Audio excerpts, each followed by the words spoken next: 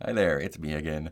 I'm Mark, and this is my weekly update for Major Arcana games. It is November 10th, 2025, and let's see, what have I been doing?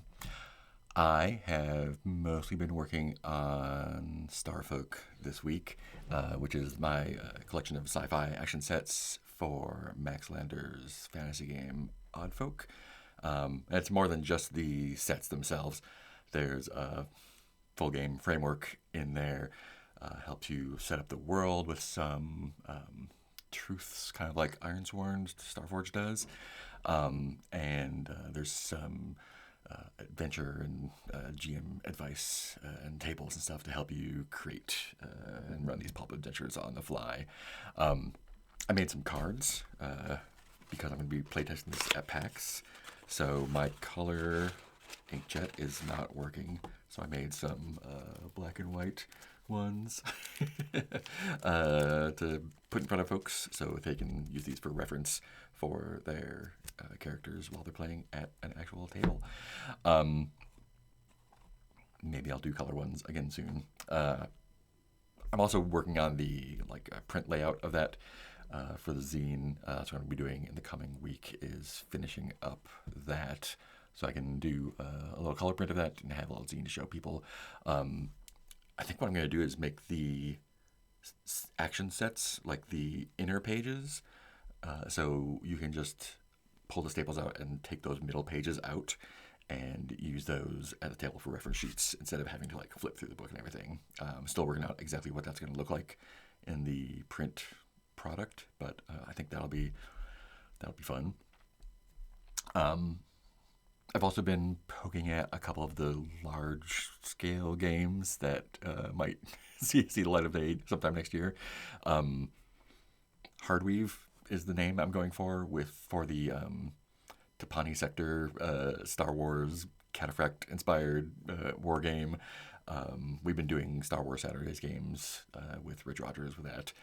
We're doing One Percenters, kind of like swoop bikes, biker gangs in Star Wars. But the setting is really neat, and it's like Star Wars, but it's not Star Wars like we think. Mostly more like Game of Thronesy stuff. So I think that'll be fun for a war game thing.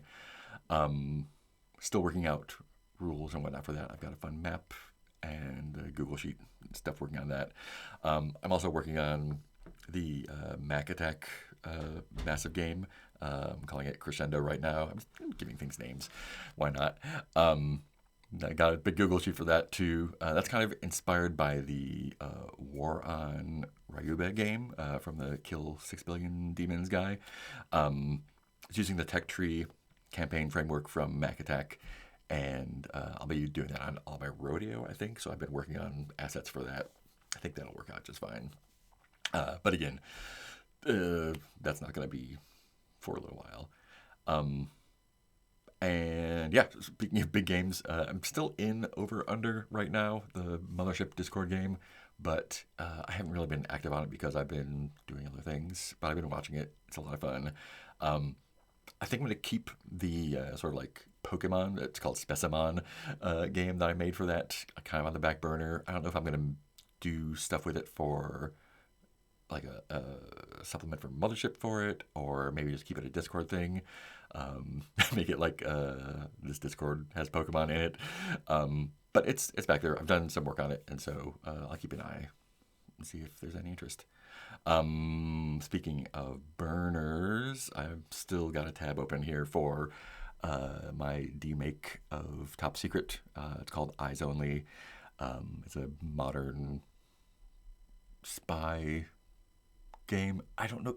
I haven't nailed down. I think I want to set it in like burn notice time. So like post 9/11, pre iPhone, basically.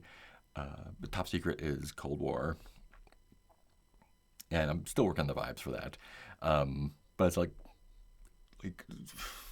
60% James Bond, 30% Burn Notice, and like 10% like The Prisoner or Twin Peaks. A little bit of weird stuff in there. I might pull a little bit of Delta Green tech in there, and I just went over some old Traveler sci-fi zines that I got from one of the local stores here. There's a cool event table thing out from think it's a Prison Planet one.